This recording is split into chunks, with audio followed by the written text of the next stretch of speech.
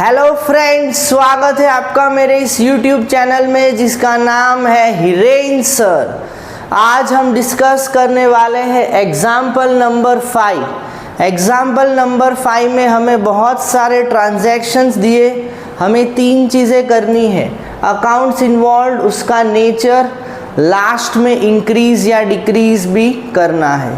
तो चलिए, पहला transaction, Dinesh started business with cash 5 lakhs। तो एक तो अकाउंट इन्वॉल्व है कैश, स्टार्टेड बिजनेस, इसकी वजह से हमें लिखना है कैपिटल।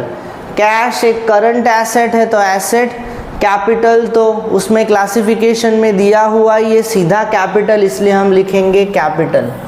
कैश बिजनेस के अंदर आया है इसीलिए इंक्रीज, और क्योंकि कैश बिजनेस के अंदर आया है तो दूसरी तरफ हम लिखेंगे A = L+C के हिसाब से कैपिटल भी बढ़ा, इसीलिए दोनों में अप एरो।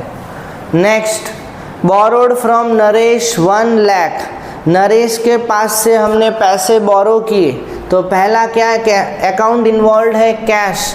दूसरा, नरेश, पार्टी का नाम याद रखना पड़ेगा क्योंकि फ्यूचर में हमें उसको पैसे देने हैं। कैश वापिस एक एसेट है, करंट एसेट।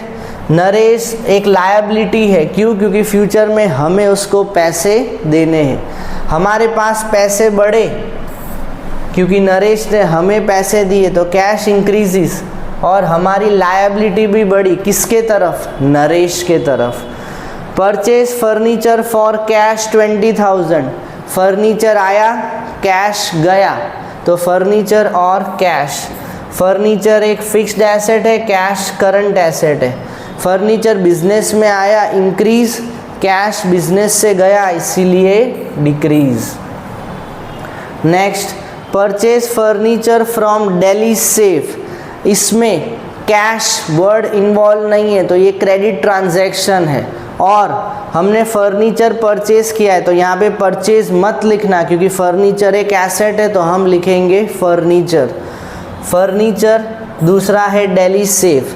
फर्नीचर एक फिक्स्ड एसेट है, हमारे बिजनेस के अंदर आया, इंक्रीज। दिल्ली सेफ एक लायबिलिटी है, वो लायबिलिटी भी हमारी बढ़ी क्योंकि फ्यूचर में हमें दिल्ली सेफ को पैसे चुकाने हैं। Next, purchase goods for cash 15,000। Goods हमने खरीदे हैं, इस बार हमें परचेज लिखना पड़ेगा क्योंकि गुड्स का मतलब अकाउंट्स में होता है हमारी मेन एक्टिविटी, जो हमारा मेन बिजनेस होता है हम उसमें परचेज और सेल्स लिखेंगे। तो एक अकाउंट तो परचेज है, सामने हमने कैश भी पे कर दिया, तो दूसरा है कैश। परचेज एक एक्सपेंस है और कैश एक एसेट है। क्योंकि हमने गुड्स खरीदे, हमारा एक्सपेंस बढ़ा, पर सामने हमको कैश देना पड़ा, इसीलिए कैश कम हो गया। Next, purchase goods from Mahesh. Mahesh के पास से गुड्स खरीदे, goods comes into the business यानी परचेज। महेश को हमने पैसे नहीं दिए, फ्यूचर में देंगे क्योंकि यहाँ पे वर्ड नहीं है कैश, कैश वर्ड कहीं पे नहीं है, यानी फ्यूचर में हम महेश को देंगे। परचेज वापिस एक एक्सपेंस है, एक्सपेंस बढ़ा क्योंकि हमने गुड्स खरीदा, हम पैसे फ्यूचर में देंगे महेश को, यानी लायबिलिटी भी हमारी बढ़ी है। एक्सपेंस बढ़ा, लायबिलिटी बढ़ी। Next, sold goods for cash. Sold पे ध्यान दो, गुड्स और सोल्ड यानी सेल्स। दूसरा है कैश, तो कैश हमने हमारे बिजनेस में आया क्योंकि गुड्स सेल किए तो पैसे आए, तो कैश इंक्रीज, कैश एक करंट एसेट है। सेल्स, सेल्स की वजह से हमारी इनकम या प्रॉफिट बढ़ेगा, इसीलिए वो रेवेन्यू का पार्ट है, तो सेल्स भी हमारा बढ़ा।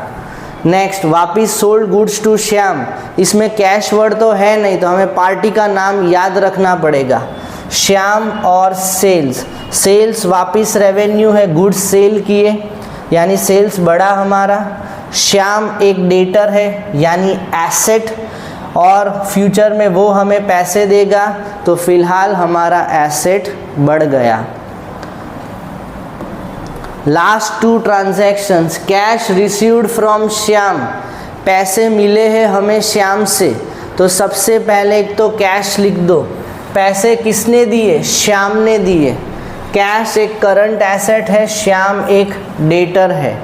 तो कैश हमारे बिजनेस में आया क्योंकि श्याम ने हमें पैसे दिए। अप एरो, श्याम पहले डेटर था, अभी डेटर नहीं रहा, एसेट कम हो गया। तो एसेट बढ़ा, एसेट कम हो गया। कैश पेड टू महेश 10,000, हमने पे किया है कैश महेश को, तो महेश और कैश हमारी लायबिलिटी कम हो गई क्योंकि पहले हमें पैसे देने थे, आज हमने दे दिए महेश को, यानी लायबिलिटी कम हो गई। हमारे बिजनेस से कैश कम हो गया क्योंकि वो हमने दे दिया महेश को। तो cash decreases, liability also decreases. Hope आपको ये सारे ट्रांजैक्शन समझ में आए होंगे।